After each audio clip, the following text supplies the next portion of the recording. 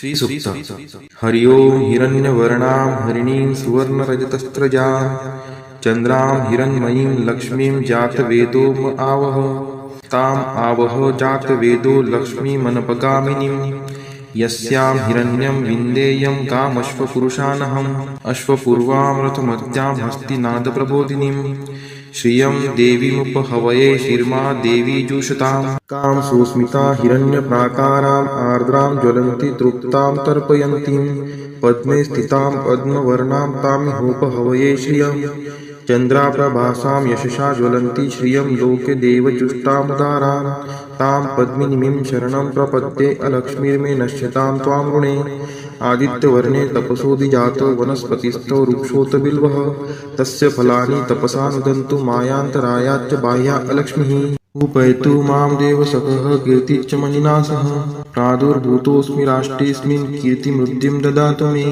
क्षुत्पिपासामलां ज्येष्ठाम् अलक्ष्मीं नाशयाम्यहम् अभूतिं समृद्धिं च सर्वा निर्नुद्मे गृहात् गन्धद्वारां दुराधर्षां निष्टपुष्टां करीषिणीम् ईश्वरी सर्वभूतानां तामिहोपहवये श्रियं मनसः काममाकुतिं वाचः सत्यमशीमहि पशूनां रूपमन्नस्य मयि श्रीशयतां यशः कर्दमेन प्रजागुता मयि सम्भवकर्दम श्रियं वासय मे कुले मातरं पद्ममालिनीम् आपः स्रजन्तु स्निग्धानि चिक्लितवसमे गृहे नीचदेवीं मातरं श्रियं वासय मे कुले आर्द्रायः कर्णीं यष्टिं सुवर्णां हेमालिनीं सूर्यां हिरण्मयीं लक्ष्मीं जातवेदो म आवह आर्द्रां पुष्करिणीं पुष्टिं पिङ्गलां पद्ममालिनीं चन्द्रां हिरण्मयीं लक्ष्मीं जातवेदो म आवह तां म आवह जातवेदो लक्ष्मीमनपगामिनीं यस्यां हिरण्यं प्रभूतं गावो दाशोऽश्वान् विन्देयं पुरुषानहम् यः शुचिः प्रयतो भूत्वा जुहुयादाज्यमन्वहं सूक्तं पञ्चदशर्चं च श्रीकामः सततं जपेत् फलश्रुति पद्मानने पद्मपुरु पद्माक्षि पद्मसंभवे तन्मे भजसि पद्माक्षि येन सौख्यमलभाम्यहम् अश्वदायै गोदायै धनदायै महाधने धनं मे लभतां देवी सर्वकामान् च देहि मे पद्मानने पद्मविपद्मपत्रे पद्मप्रिये पद्मदलायताक्षी विश्वप्रिये विष्णुनोनुकुले त्वत्पाद पद्ममयी सन्निधत्स्व पुत्रं पौत्रं धनं धान्यं हस्त्यश्वादिगवे रथं प्रजानां भवसि माता आयुष्मन्तं करोतु मे धनम् अग्निर्धनं वायुर्धनं सूर्योधनं वसुः धनम् इन्द्रो बृहस्पतिर्वरुणं धनम् अस्तु मे वैनतेय सोमं पिबतु वृत्रः सोमं धनस्य सोमिनो मह्यं ददातु सोमिनः न क्रोधो न च मात्सर्यं न लोभो नाशुभा मतिः भवन्ति कृतपुण्यानां भक्तानां श्रीसूक्तं जपेत् सरसीजनीलये सरोजहस्ते धवलतरांशुकगन्धमाल्यशोभे भगवती हरिवल्लभे मनोज्ञे त्रिभुवनभूतिकरी प्रसीद मह्यं विष्णुपतिं क्षमां देवीं माधवीं माधवप्रियां लक्ष्मीं प्रियसखीं देवी नामाम्यच्युतवल्लभां महालक्ष्मी च विद्महे विष्णुपत्नी च धीमहि तन्नो लक्ष्मीः प्रचोदयात् श्रीवर्चस्वम् आयुष्यम् आरोग्यमाविदात् शोभमानं महीयते धान्यं धनं पशुं बहुपुत्रलाभं शतसंवत्सरं दीर्घमायुः इति श्रीसूक्तम् वेङ्कटेशो वासुदेव प्रद्युम्नोमितविक्रम सङ्कर्षणो अनिरुद्धश्च शेषाद्रिपतिरेव च जनार्दन पद्मनाभो वेङ्कटाचलवासन सृष्टिकर्ता जगन्नाथो माधवो भक्तवत्सल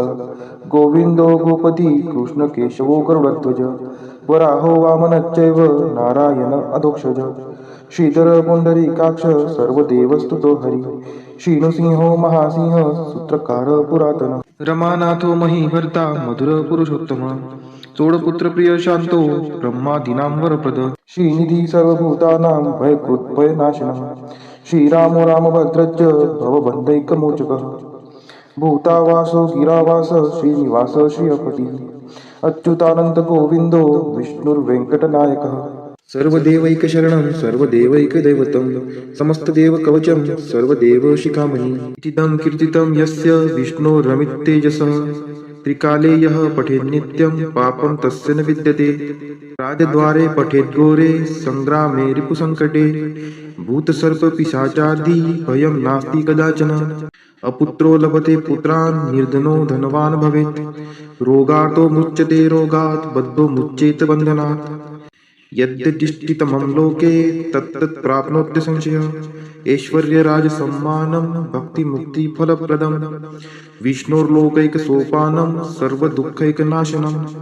सर्वैश्वर्यप्रदं नृणां सर्वमङ्गलकारकं।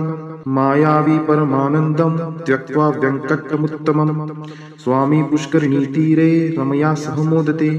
कल्याणाद्भुतगात्राय कामितार्थप्रदायिने श्रीमद्वेङ्कटनाथाय श्रीनिवासाय ते नमः। वेङ्कटाद्रिसमं स्थानं ब्रह्माण्डे नास्ति किञ्चन। वेङ्कटेशसमो देवो न भूतो न भविष्यति। इति ब्रह्माण्डपुराणे ब्रह्मनारद संवादे श्री वेङ्कटस्तोत्रं सम्पूर्णम्। ॐ नारायणाय विद्महे वासुदेवाय धीमहि तन्नो विष्णु प्रचोदयात्। ॐ नारायणाय विद्महे वासुदेवाय धीमहि तन्नो विष्णु प्रचोदयात्। ॐ नारायणाय विद्महे वासुदेवाय धीमहि तन्नो विष्णु प्रचोदयात्। ॐ नारायणाय विद्महे वासुदेवाय धीमहि तन्नो विष्णु प्रचोदयात्। ॐ नारायणाय विद्महे वासुदेवाय धीमहि तन्नो विष्णु प्रचोदयात्। ॐ नारायणाय विद्महे वासुदेवाय धीमहि तन्नो विष्णु प्रचोदयात्। ॐ नारायणाय विद्महे वासुदेवाय धीमहि तन्नो विष्णु प्रचोदयात्। ॐ नारायणाय विद्महे वासुदेवाय धीमहि तन्नो विष्णु प्रचोदयात्। ॐ नारायणाय विद्महे वासुदेवाय धीमहि तन्नो विष्णु प्रचोदयात्। ॐ नारायणाय विद्महे वासुदेवाय धीमहि तन्नो विष्णु प्रचोदयात्। ॐ नारायणाय विद्महे वासुदेवाय धीमहि तन्नो विष्णु प्रचोदयात्।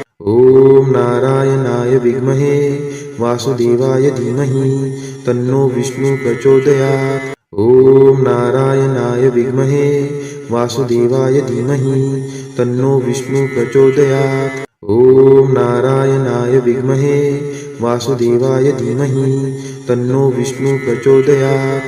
ॐ नारायणाय विद्महे वासुदेवाय धीमहि तन्नो विष्णु प्रचोदयात्। ॐ नारायणाय विद्महे वासुदेवाय धीमहि तन्नो विष्णु प्रचोदयात्। ॐ नारायणाय विद्महे वासुदेवाय धीमहि तन्नो विष्णु प्रचोदयात्। ॐ महालक्ष्मी च विद्महे विष्णुपत्नी च धीमहि तन्नो लक्ष्मी प्रचोदयात्। ॐ महालक्ष्मी च विद्महे विष्णुपत्नी च धीमहि तन्नो लक्ष्मी प्रचोदयात्। ॐ महालक्ष्मी च विद्महे विष्णुपत्नी च धीमहि तन्नो लक्ष्मी प्रचोदयात्। ॐ महालक्ष्मी च विद्महे विष्णुपत्नी च धीमहि तन्नो लक्ष्मी प्रचोदयात्। ॐ महालक्ष्मी च विद्महे विष्णुपत्नी च धीमहि तन्नो लक्ष्मी प्रचोदयात्। ॐ महालक्ष्मी च विद्महे विष्णुपत्नी च धीमहि तन्नो लक्ष्मी प्रचोदयात्। ॐ महालक्ष्मी च विद्महे विष्णुपत्नी च धीमहि तन्नो लक्ष्मी प्रचोदयात्। ॐ महालक्ष्मी च विद्महे विष्णुपत्नी च धीमहि तन्नो लक्ष्मी प्रचोदयात्। ॐ महालक्ष्मी च विद्महे विष्णुपत्नी च धीमहि तन्नो लक्ष्मी प्रचोदयात्। ॐ महालक्ष्मी च विद्महे विष्णुपत्नी च धीमहि तन्नो लक्ष्मी प्रचोदयात्। ॐ महालक्ष्मी च विद्महे विष्णुपत्नी च धीमहि तन्नो लक्ष्मी प्रचोदयात्। ॐ महालक्ष्मी च विद्महे विष्णुपत्नी च धीमहि तन्नो लक्ष्मी प्रचोदयात्। ॐ महालक्ष्मी च विद्महे विष्णुपत्नी च धीमहि तन्नो लक्ष्मी प्रचोदयात्। ॐ महालक्ष्मी च विद्महे विष्णुपत्नी च धीमहि तन्नो लक्ष्मी प्रचोदयात्। ॐ महालक्ष्मी च विद्महे विष्णुपत्नी च धीमहि तन्नो लक्ष्मी प्रचोदयात्। ॐ महालक्ष्मी च विद्महे